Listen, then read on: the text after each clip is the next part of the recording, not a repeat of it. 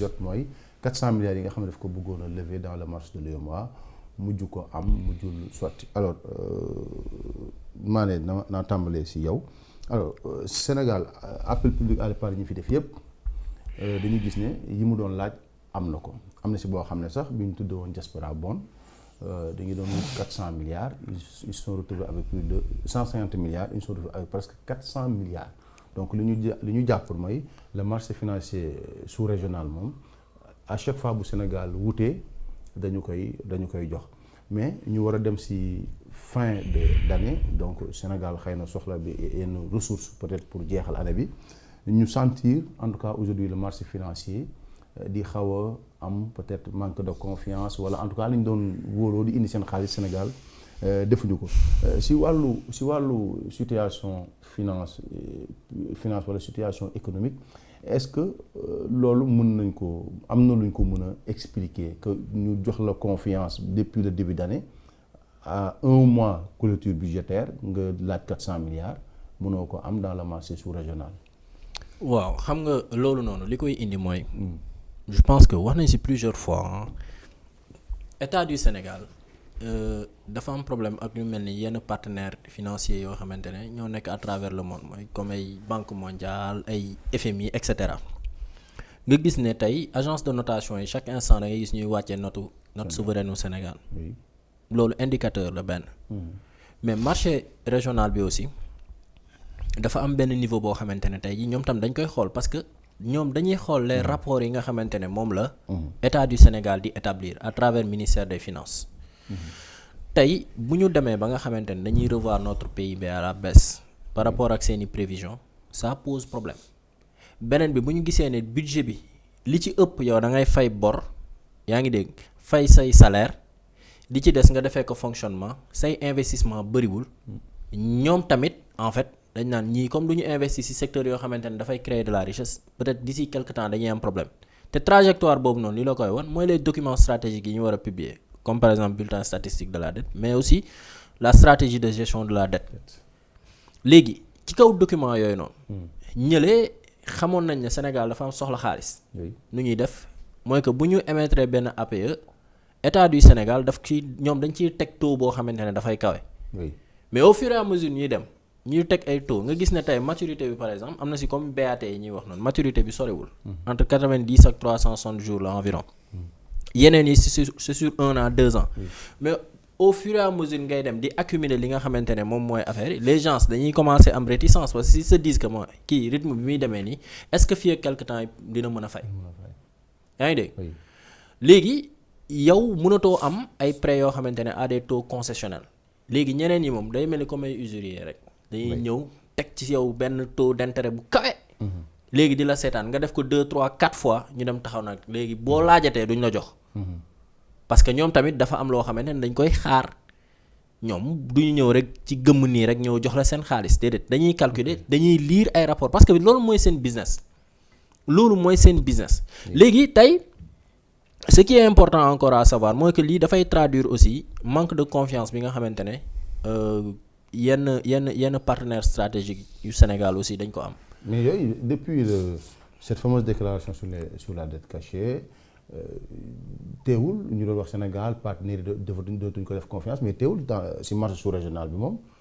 amuñu fi woon benn problème. moom laa lay wax ni xam nga tey ji marché sous-régional bi rek lañ mënoon jëlee parce que marché bi ñu bokk ñun dañ ci am droit de titre yi ñun dañ ci am droit. oui donc am nañ droit dem di lever ay fonds foofu noonu mais. foofu rek mënul parce que du yow kese da nga am ñeneen ñoo xamante ne ñu ngi fa. te foofu noonu li nga xam moom mooy capital bi fa ne ñu war ko séddale ñeneen ñi dañ ci war a am donc yow mënuñu la topp yow kese tout le temps di la jox yenn montant yi ñeneen ñi aussi dañuy laaj pour financer gi nga xamante ne moom mooy seen développement. mais encore dama la wax benn paramètre bu am solo mooy que ñii dañuy leb pour refinancer la dette c'est-à-dire dañuy leb pour fay bor leb pour fonctionner leb pour fay salaire. léegi nag leb yooyu noonu yëpp ngay leb nekkul leb yoo xam dafay créer de la richesse. amul du produire du indi productivité quoi. du indi productivité léegi bu indiwul productivité état du Sénégal la nga xamante ne moom la war a jot du ko am raison pour laquelle nga gis tey jii ci loi de finances rectificative bi ñu génn ni ñu wàññi ñoom projection yi nga xamante ne moom la ñu amoon ci recette. dañ ko wàññi. bi budget si dañ ko wàññi léegi bi ñu ko wàññee loo gis dañ la ne déficit budgétaire léegi muy ñaata 4,8. oui. yaa ngi dégg ci objectif boo xamante ne mu ngi nekkoon combien 7,8 comme ça léegi ñëpp dañu war a applaudir ne non. tey suñ déficit budgétaire wàññeeku na. mais loolu c'est un déficit artificiel. C'est ça le problème parce que déficit boobu mu ngi am terewul le lendemain ANSD génne na rapport. wala benn note mu ne secteur li nga xam ne moom mooy génie civil bi def na benn recul de moins 42%. ne secteur BTP bi seen chiffre d'affaires wàññeeku na de 12%. waaw. yaa ngi dégg mu ne les travaux de finition et cetera léegi sax presque kiiwatul doxatul bu baax. c'est parce que l'État mi nga xamante ne moom mooy premier agent bi gën a kawee ci li nga xam ne moom mooy économie mais état boobu noonu moo investiratul moom moo dépensétul te moom bu dépensé wul en fait yenn secteur stratégique yi du dox yenn secteur stratégique yi du dox. te yooyu peut-être après dinañ si ñëw parce que li ñu doon wax noonu lu koy conforter lu si bëri aussi mu ngi ci rapport ITIE parce que am na si ñoo xamante ne tey li ñu jot ci xaalis. performance yi ñuy wax ne tey jii en termes de recette fiscale dañ ko am mais yu si bëri c'est issu de li nga xam ne mooy yenn redressement yi am. yaa ngi dégg. donc cela veut dire quoi cela veut dire que tey jii ñun état du Sénégal ci liñ nekk di dund nii bu ñu changé wul trajectoire waxuma la marché régional bi rek mais sénégalais yi ci boppam sax dañ dul amati sax tey jii. loo xamante ne dañ koy mën a maanaam subvenir à leurs besoins sax. comprendre nga foofu noonu moo nar a nekk problème bi te bu ñu fa eggee vraiment ce sera dommage. donc je pense que tey jii trajectoire bi ñu jël maa ngi gis ministre de l'économie tout le temps mu ngi jéem a changer pour ñëw effacer li nga xam moom mooy waxu dette. encore une fois dette cachée ñoom ñaar aussi le président de la république ak le premier ministre malgré seen kii yaa ngi gis bu ñu dajee ñuy jéem a rey ak yooyu pour montrer à la communauté internationale que fii nii amul problème. parce que les gens ñi bëgg a investir dañ leen naan fii dafa am problème. moo tax sànq mooy la crise bii nii ñoom sur le plan politique bu ñu ko réglé wul dafay dem sur le plan institutionnel parce que lii blocage bii nii ñoom ñaar la comprendre nga blocage bi ñoom ñaar les gens pensent que tey jii Sénégal dafa am benn crise institutionnelle bu fi ne. c'est parce que sur le plan politique ñoom ñoo ko wane. ok da nga naan yow mi investir fii su ma fa dugalee sama xaalis dans une année 2 ans mën na am crise politique boo xam ne. très bien ok ba pare il reste quelques années pour ñu dem élection xam nga yow fi mu toll nii ci 2 ans yi rek nga mën a lijjanti sa xaalis pour jot ko. parce que année bi ci topp 2 ans yi boo ko dépassé année bi ci topp boo moytul ci politique kese la ñuy ne ay campagne électorale ak ay defar sama base ak et cetera donc lépp luy financement du développement dañ koy teg na la de côté. raison pour laquelle ñoom première année deuxième année APE yi ñu doon jël di tàccu seen bopp ne def nañ performance. c'est parce que nit ñi xam nañ ne première année deuxième année troisième année bi mën nañ jot seen xaalis. mais tey bu ñu lancé pour koo xamante ne da leen war a fay d'ici 4 ans mais ñooñu dañ naan non xaaral affaire bi c'est pas encore sûr. donc encore une fois je pense que il faut ñu changer trajectoire outil yeneen partenaires yoo xamante ne ñi nga xamante dañuy am ak ñoom problème qu'ils essaient de trouver des solutions entre ñoom ak partenaires yooyu noonu pour ñu mën a permettre tey Sénégal mën a lever ay fonds avec des taux concessionnels te ci ay maturité yu sori pour que ñoom ñu mën a am ay marge de manœuvre pour génn si sinon li ñuy def nii tey li nga xamante ne moom mooy effectivement le rapport d'exécution budgétaire bi ñu génn ni li mu wane dëgg mooy que c'est-à-dire on essaie de se faire une santé sur le plan des finances nii mais en réalité c'est quelque chose d'artificiel parce que dëgg la population sénégalaise affaire bi impact bi mu waroon am si ñoom amu ko d'accord et li nga pour rappeler si APE boobu mooy appel public à l'épargne yi nga xam ne dañu ko yokk ba le 26 décembre ñetti échéance la am avec des billets sur 3 ans à 6 ans bi nga xam ne dafay am durée de maturité 5 ans boobu mu ngi taux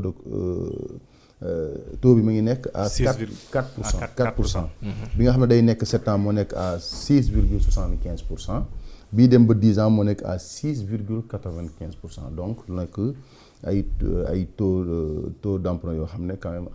am na doole maintenant cuun fi Moustapha jeexale mooy aujourd'hui l'État du Sénégal dafa war a trouver ay alternatives mooy wutaat yeneen bailleurs yoo xam ne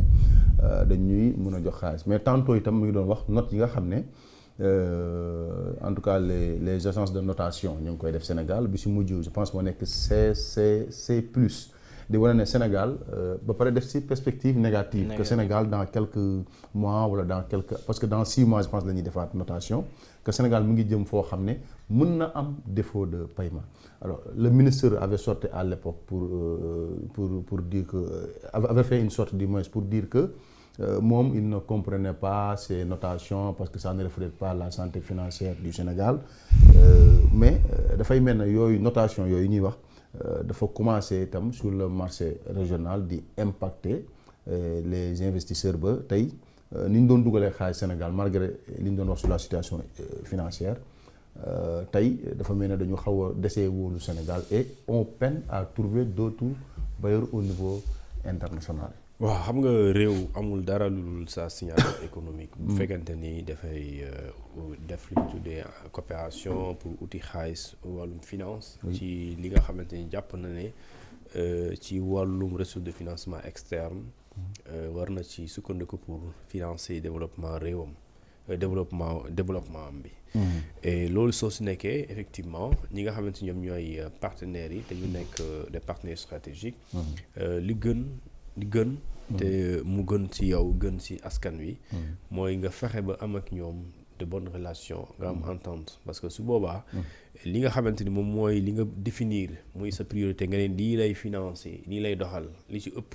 dinaa ko jëlee ci réew mi waaye la yeneen li dinaa ko jëlee biti réew. biti réew ay partenaires la mais dafa am ay institutions yoo xamante ne. ñoom nga ci collaborer soo leen soo jubóol ak ñoom. wala ngeen am. ay tiraillement mën na impacter sa relation si ñeneen ñi maintenant la gisoon naa mars 2024 pas 24 2025 su ma juumalee avril entre mars et avril état au Sénégal yóbbu woon na 4 projets de loi yoo xamante ni dañuy adhéré woon ci 4 banques yoo xamante ni c'est des banques d'investissement et de financement su ma juumalee y a une banque africaine et la banque asiatique d'investissement et la banque européenne. ñu ne dañuy multiplier lu ñu tuddee les partenaires au-delà maintenant du FMI wala de la Banque mondiale ou bien d'autres bailleurs dañuy am chance maintenant bañ a focaliser wu ci ñooñu mais tijjee ko ça veut dire que donc nga am cette banque européenne bi nga xamante moom mooy financer le développement de certains pays léegi l'État du Sénégal avait adhéré parce que Assemblée nationale ci boppam moo joxe autorisation président de la République pour mu def loolu et booy xool ça fait presque lu ëpp na 10 mois mais gisaguma par exemple adhésion boobu porter ses fruits même si am na fruits aussi ces fruits là ne sont pas rendus publics pour l'instant on n'a pas constaté li nga xamante ne moom mooy exactement li ñu tuddee le sens d'une telle adhésion. La preuve mooy on se rabat sur le marché sous-régional pour am ci li ñu tuddee appel public à l'épargne pour permettre à l'État de faire face à ces urgences-là mensuelles d'ailleurs c'est des urgences mensuelles c'est-à-dire que chaque fin du mois l'État du Sénégal est obligé d'aller chercher de l'argent pour payer des salaires pour payer également du fonctionnement et ci tuuti li nga am pour faire de l'investissement moo tax étonnant de voir et pas étonnant d'ailleurs même si c'est pas le normal état di am problème sax ñu ne la li ëpp li ngay yow sa fonctionnement moo sut fuuf li ngay investir et au contraire on devrait travailler de sorte que li état di fay ci ay salaire wala ay fonctionnement mu war a nekk loo xam ne dafay sut lool ci lu muy investir et malheureusement c'est un peu la tendance c'est un peu le renversement plutôt et maintenant le problème bi ngay am j'ai vu le ministère de Déthié Fall on a ñu ne ministère des infrastructures dañ koy yokkal su ma jumlee ñu ngi ci 700 milliards xawma ci 750 milliards mais ces 750 milliards là il faut aller les chercher c'est-à-dire que fan nga leen di jëlee pour que Déthié en tant que ministre des infrastructures ambition bi mu am ñu ne année 2026 war nañ ci tabax nangamu yoon nangamu kilomètre yoon nangamu li ñu tuddee château d'eau nangamu école nangamu université mais nangamu stade